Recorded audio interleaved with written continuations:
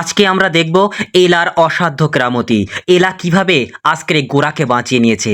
So আজকের পর্বের প্রথমেই আমরা দেখতে পাচ্ছি যে রেমু চলে এসেছে এবং রেমু এসে দুটো বউকে নিয়ে সুন্দর করে একটা ঘরে বসিয়ে দেয়। আর তখনই আমরা দেখতে পাচ্ছি যে সেই সিচুয়েশনের মধ্যে কিন্তু কাকিমা চলে আসে এবং কাকিমা এসে আজে বাজে নানান রকমের তার যা স্বভাব সেই কথাগুলো বলতে শুরু করে দেয়। আসলে আজকে তো একটা অনুষ্ঠান, এই অনুষ্ঠানের মধ্যে আজকে বাসর রাত না, আমিও জাগবো তোমাদের সাথে। বাসর রাতে কি কি হবে আমাকে একটু বলো না, আমাকে একটু বলো না।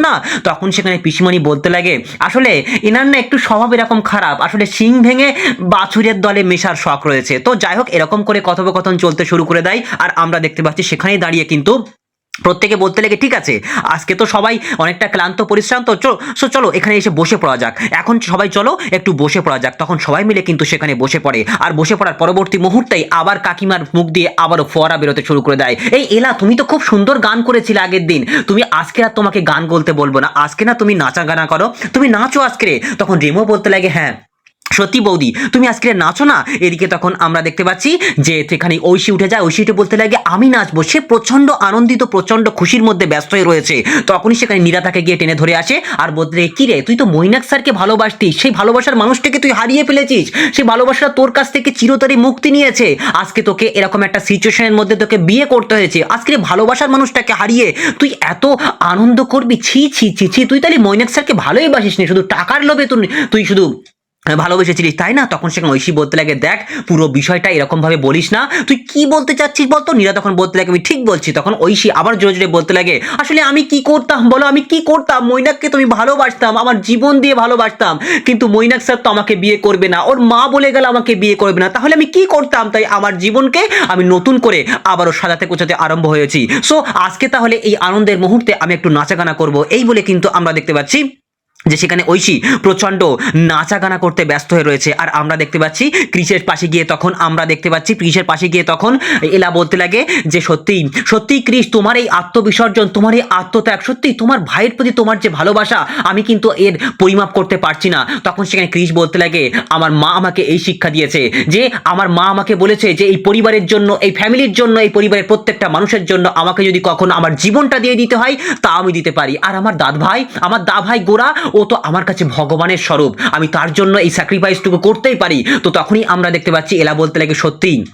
একদিকে আমরা দেখতে পাচ্ছি এলা তখন মনে মনে ভাবতে লেগেছে, একদিকে দেখছি যে তার কাছে মানে ভাইয়ের কাছে দাদা কতটা ভগবানের সমতুল্য, আর দাদার কাছে ভাইয়ের মানে কোনো মূল্য নেই, কোনো মূল্যবোধ নেই। তখন সেখানে এলা বলতে লাগে আজ থেকে তোমার ভাইয়ের কাছে মানে তোমার দাদার কাছে যে সমস্ত আবদারগুলো করে পেতে না, আজ থেকে তোমার বৌদির কাছে তুমি সেই সমস্ত আবদারগুলো করবে। আর আমরা দেখতে পাচ্ছি এরা তখন হারিয়ে যেতে লাগে অন্য এক জগতে। আর এদিকে ঐশী নাচা গানা করতে একবারে ব্যস্ত হয়ে রয়েছে। তার পরবর্তী সময়ে কিন্তু ক্রিসকে ডেকে নেয় এবং ক্রিসকে নিয়েও কিন্তু সে নাচে গানের মধ্যে ব্যস্ত হয়ে রয়েছে। আর ক্রিস মনে মনে ভাবতে লাগে সত্যি কি ঐশী মৈনাককে ভুলে আমাকে ভালোবাসতে পারবে। এদিকে তখন দেখতে পাচ্ছি সবাই যখন নাচা গানার মধ্যে হারিয়ে যাচ্ছে, তখনই সেখানে এলার মনের মধ্যে সেই নবজোয়ার, নবপ্রেমের জোয়ার কিন্তু তার মনের খাতায় উদ্ভাসিত হতে থাকে।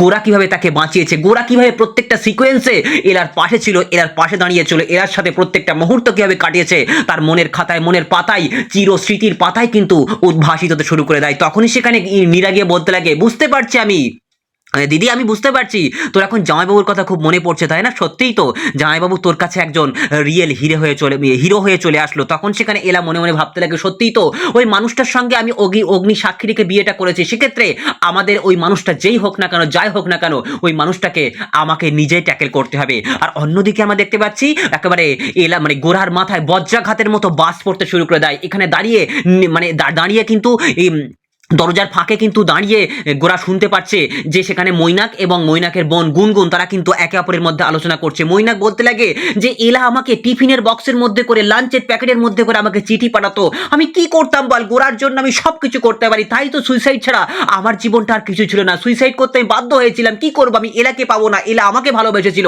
কিন্তু এলা যে এতটা স্বার্থপর, এতটা সেলফিশ, এতটা লোভী আমি বুঝতে পারিনি। যেই না সেই দিনকে ওই স্বয়ম্বর অনুষ্ঠানের মধ্যে গোরা যখন তাকে সিলেক্ট করেছিল তখনই কিন্তু এলাকে না বলা উচিত ছিল, কিন্তু এলা সেই টাকার লোভে পড়ে আমাকে ভুলে গেছে এই বলে এলার সম্পর্কে বাজে বাজে মন্তব্য করতে শুরু করে দেয়, কিভাবে এলা তার সাথে বিশ্বাসঘাতকতা করেছে এবং গোরাকেও বুঝিয়ে দিতে শুরু করে দেয় যে এলা তার সাথে কি করে মানে বিশ্বাসঘাতকতা করেছে। এই বলে পুরো বিষয়টা পুরো সিকোয়েন্সটা গুনগুনের সাথে বলতে শুরু করে দেয়। গুনগুন তখন সেই কথাটাই আড়ে আড়ে গোড়ার দিকে দেখছে আর সেই কথাটা কিন্তু মানে সহমত পোষণ করতে ব্যস্ত হয়ে রয়েছে। তেদিকে তখন মৈনাক প্রচন্ড কান্নাকাটি করছে যে না, আমি গোরাকে ভালোবাসি, গোরার জন্য আমি সবকিছু করতে পারি, কিন্তু ওই এলা বলে ওই মেয়েটা একেবারে সেলফিশ, একেবারে ওর বোনকে আমার ঘাড়ে চাপিয়ে দিয়েছিল, তাও আমি বিয়ে করতে রাজি হয়েছিলাম, কিন্তু কি করতাম, কি করে আমি বিয়ের পিড়িতে বসতাম। গুনগুন বল, আমি আমার জীবনটা সবকিছু ওই গোরার পায়ে সমর্পণ করতে পারি, গোরাকে আমি ভালোবাসি, গোরাকে যেন এই কথা কখনো বলবি না, কোনো দিনও বলবি না, এমনকি গোরার কোনো পরিবার কোনো কেউ যেন জানতে না পারে যে আমার আর এলার মধ্যে ভালোবাসার বৈধ সম্পর্ক ছিল।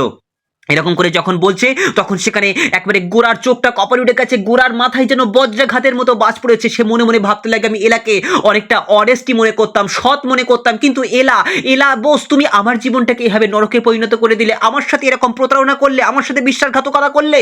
এই বলে গোরা মনে মনে প্রচন্ড অনুশোচনার জগতে হারিয়ে যেতে শুরু করে দেয়, কেননা গোরার এলার প্রতি একটা আলাদা মায়া, একটা আলাদা মোহ, একটা ভালোবাসা কাজ করছিল। কিন্তু এখানে এসে যা শুনতে পেলো, যা দেখতে পেলো, যা বুঝতে পারলো, তখন গোরা আর কিন্তু এলাকে ভালোবাসবে না, সেটা কিন্তু আমরা নিজেরাই বুঝতে পারছি। আর এদিকে তখন আমরা দেখতে পাচ্ছি মৈনাক এবং গুনগুন প্রচন্ড রকম ভাবে আনন্দের হাসিতে মত্ত হয়ে রয়েছে। একদিকে গোরার এরকম অনুশোচনা আর অন্যদিকে মৈনাক এবং গুনগুন তারা কিন্তু আনন্দে উদ্ভাসিত হতে লাগে। দেখ শেষ চালটা কেমন দিলাম গুনগুন, দেখ শেষ চালটা কেমন দিলাম, আর শেষ চালেই কিন্তু বাজিমাত করে দিলাম। এলা গোরাকে বিয়ে করেছে বটে, কিন্তু বিবাহিত জীবন কোনোদিন সুখী হতে পারবে না, কোনোদিন বিবাহিত জীবনে সুখী হতে পারবে না। আর অন্যদিকে আমরা দেখতে পাচ্ছি যে এলা মনের খাতায়, মনের পাতায় কিন্তু একটা কল্পনা করতে শুরু করে দেয় যে গোরাকে সে কত রকম ভাবে ভালোবাসবে, গোরার সাথে প্রত্যেকটা মুহূর্ত, রোমান্টিক মুহূর্ত সে কিভাবে কাটাবে, পুরো বিষয়টা, পুরো সিকোয়েন্সটা কিন্তু মনের খাতায় উদ্ভাসিত করতে শুরু করে দেয়। আর অন্যদিকে আমরা দেখতে পাচ্ছি গোরা বাইরে বেরিয়ে এসে বারবার সে মনের অনুশোচনা করতে শুরু করে দেয়। এলা বোস, আপনি আমার সঙ্গে এত বড় দুর্ব্যবহার করলেন, এতটা প্রতারণা করলেন, এতটা বিশ্বাসঘাতকতা করলেন, তুমি তাহলে তোমার মামার জন্য যে ঋণ করেছিলে, তোমার পরিবারের জন্য যে ঋণই আমাদের কাছে, সেই ঋণ মেটানোর জন্য তুমি আমাকে বিয়ে করোনি, তুমি আমাকে বিয়ে করেছো তোমার স্বার্থ চরিতার্থ করার জন্য, একটা হ্যাপি ম্যারেড লাইফ পাওয়ার জন্য, একটা বড়লোক বাড়ির বউ হওয়ার জন্য। ছি ছি এলা বোস, ছি ছি ছি ছি ছি ছি ছি, এরকম করে ভাবতে শুরু করে দেয় গোরা। আর অন্যদিকে গুনগুন সে কিন্তু মুচকি হাসতে শুরু করে দিয়েছে। আর এদিকে তখন দেখতে পাচ্ছি নাচ গান অনুষ্ঠান যখন শেষের পর্বে চলে আসছে, তখনই কাকিমা বলতে লাগে আরে এই গানে কি শেষ হয়ে যাবে, আর কি কোনো গান টান হবে না? তখন নীরা বলতে লাগে আমি নাচবো, আমি এবার দেখাবো নীরার স্পেশাল ড্যান্স।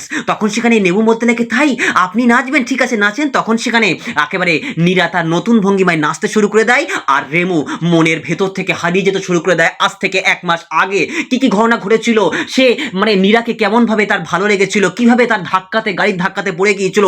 রেমু অবাক দৃষ্টিতে সেই নীরার নাচটা দেখতে ব্যস্ত হয়ে রয়েছে। আর আমরা দেখতে পাচ্ছি এইভাবেই বিষয়গুলো কিন্তু মেটতে শুরু করে দেয়। আর এদিকে তখন দাঁড়িয়ে কিন্তু মানে যখনই এলা একা বসে রয়েছে, এলার পাশে গিয়ে বলতে লাগে তোমার খুব মন খারাপ করছে বলো, তোমার মানে এর জন্য, আমার দাদার জন্য খুব টেনশন হচ্ছে তাই না, গোরার জন্য খুব টেনশন হচ্ছে। তখন সেখানে এলা বলতে লাগে হ্যাঁ সত্যিই আমার টেনশন হচ্ছে, আসলে এতটা রাত হয়ে গেল তো এখনো বাড়ি ফেরেনি। তখন সেখানে ওই পিসিমণি বলতে শুরু করে দেয় হ্যাঁ সত্যিই তো, আসলে গোরা না ওই রকম টাইপের, ওর মনটা খুব ভালো, তুমি যদি ভালোবেসে ওর কাছাকাছি যেতে পারো তাহলে ওর মনের যে সমস্ত কুসংস্কার, সমস্ত রকমের ভাবনা চিন্তা, খারাপ ভাবনা চিন্তা হারিয়ে গিয়ে তোমাকে ভালোবাসতে শুরু করবে। তুমি শুধু ওর মনের মতো হওয়ার চেষ্টা করে দেখবে, ওর মনটা প্রচন্ড ভালো। তখন সেখানে এলা বলতে লাগে আসলে আমি মানুষটাকে চিনেছি, উনি নিজের জন্য নয়, উনি অন্যের জন্য যেভাবে নিজেকে বিলিয়ে দিতে পারেন, এই গুণটা আর কারো মধ্যে আমি দেখিনি, একমাত্র মিস্টার সেনের মধ্যে আমি এই গুণটা দেখেছি।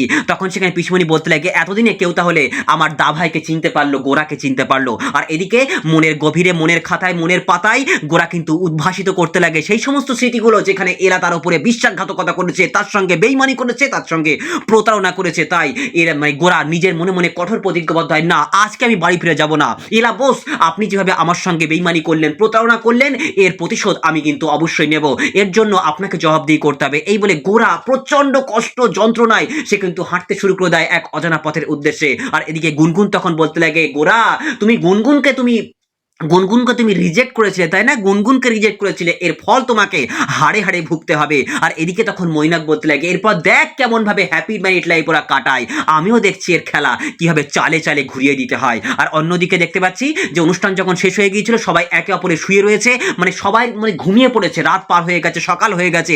এদিকে এলা তখন উঠে বসেছে আর মনে মনে ভাবতে লাগে মিস্টার সেন তো এখনো বাড়ি ফিরলেন না, উনি তো কোথায় ছিলেন সারাটা রাত, কোথায় গেলেন, উনি তো এখনো বাড়ি ফিরলেন না।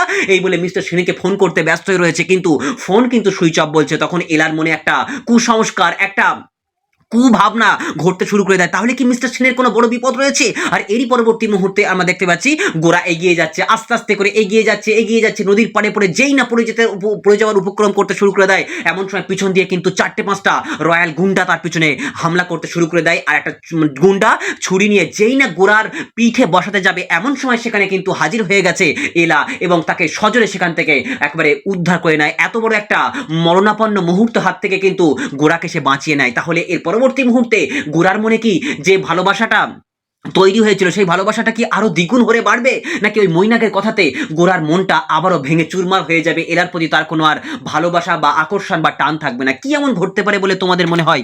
অবশ্যই কমেন্টে আমাকে জানিও।